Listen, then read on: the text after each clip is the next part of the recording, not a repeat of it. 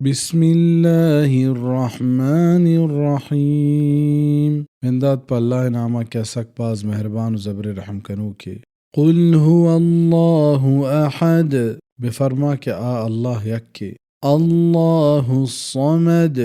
اللہ پا کسا حاجت نداریت لم یلد ولم یولد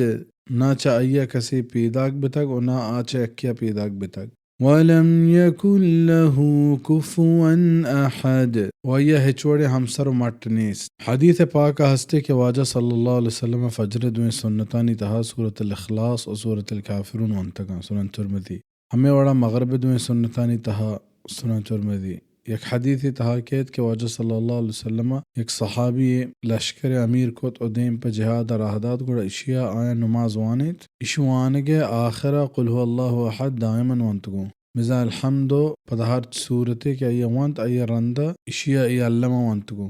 مردمہ واتر کنگے وحدہ ای حال پہ واجہ حضر کت صلی اللہ علیہ وسلم گوڑا واجہ صلی اللہ علیہ وسلم گوشت اشیاء جست بکھت کہ پرچہ ای وڑا کا آئین جست کو گوشتی ای صورت تہا اللہ صفت بیانت ہمیشہ ایمن باز دوست ہیں واجہ فرمان کت بروے اشیاء حال بدیا کہ اللہ ہوں یہ دوست ہیں صحیح مسلم